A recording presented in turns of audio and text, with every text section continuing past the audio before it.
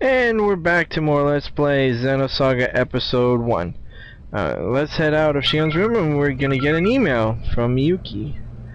Which basically just tells us that the weapon we were using in the Encephalon is now actually ready in real life too. So she's gonna send that over. Not really an important email, but there you go. We got it anyway. So once we go out of Shion's room, you can go up here, but it's blocked off. You'll see what I mean here. You see it's blocked off. You can't go that way, so we're gonna come down here instead. Just right down this hallway, right back through the partition doors we passed through earlier. And we're going to take a left right here. And this is going to lead to the Realian lab. And once we enter, we're going to get a cutscene.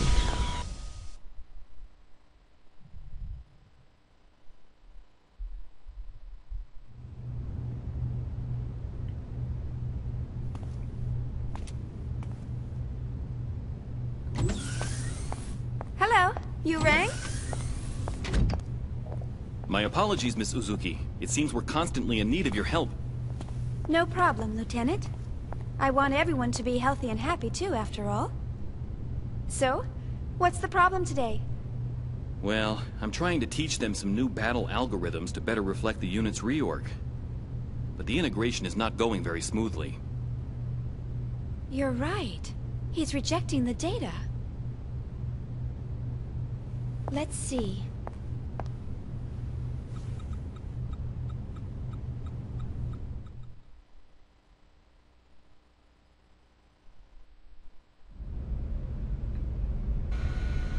Okay, so let's talk to this guy right here.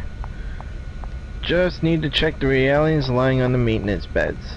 So basically, Realians are artificial humanoids. They're not robots, although they do get programmed through computers.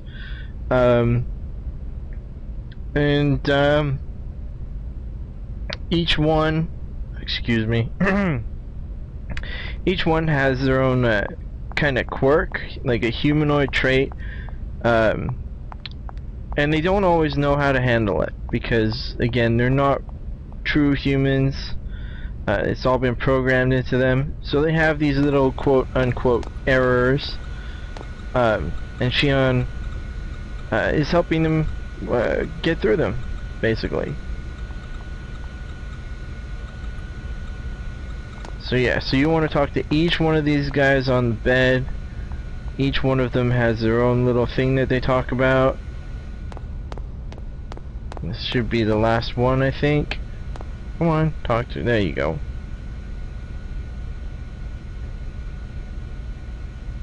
And that one, as if you read that, it seems like she's afraid. I think we talked to this one already, but... And you can talk to them more than once. If you talk to them more than once, they kind of like give you a second little bit of info about each one of their little quirks and their little problems. And that should do it. Cutscene time.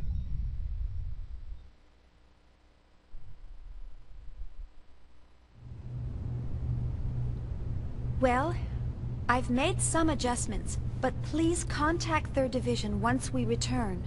I recommend they receive more intensive counseling soon. I'll be sure to do so. You know, I'm really impressed. Providing Realian psych support on top of developing kos-mos? I hear even specialized counselors have a hard time... Oh, I'm just making the most of what my mentor taught me. I'm glad I could be of help. Besides, I always wanted to work in the 3rd Division.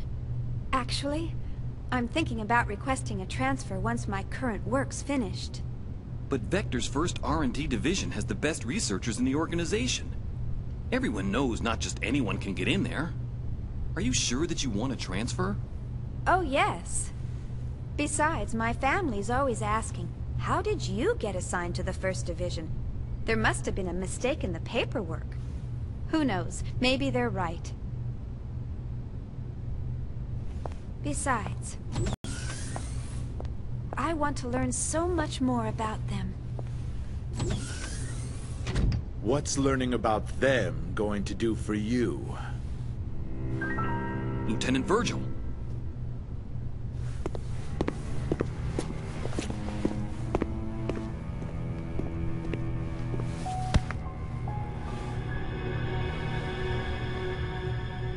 Creepy. Their stench. What? It reeks. I can't get their rotten odor out of my system. Can't you smell it?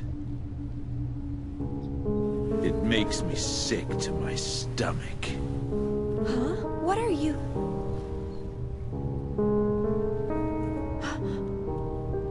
That's enough. You got your orders from the Lieutenant Commander, didn't you? One of the goals of this operation is to enhance combat support between the eggs and the new model Realians. And yet you're... Support? Huh. In a battle against them? The last thing I want to worry about is supporting a bunch of untested, weapons-grade Realians. Excuse me, but these people are highly qualified soldiers. These people? You're treating equipment like people? Oh, you really shouldn't say things like that. These people have the same intellect and emotions as us. And the Miltia Charter clearly spelled out the basic human rights of Realians when it was ratified in 4763. What a load of crap. Get off your soapbox. You act noble and preach about humanity, but in the end, they're just equipment as far as your company's concerned. Or maybe more like merchandise. We don't treat them anything like equipment or merchandise. Then why do you categorize them as weapons-grade Realians? How much more evidence do you need than that? Whatever you care to call them, they're nothing but tools of warfare. Besides, I know your little secret. You guys have an emergency override code to control them, don't you? Virgil! Why are you... Huh? What do you want? It is as you say, sir. We are manufactured as merchandise and raised accordingly. However, I take great pride in what I do now. And this pride was not forced upon me. It is of my own free will.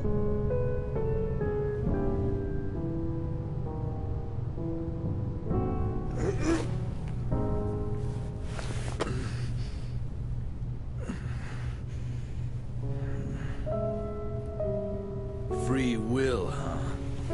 Well, good for you. You'd better just enjoy it while you can. The time will come soon enough when you'll realize what's going on. Just you wait.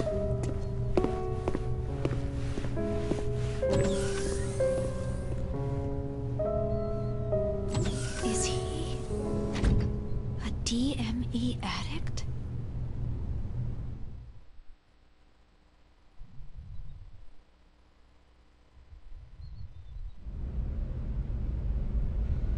Well, ladies and gentlemen, that was Virgil, and he's a jerk.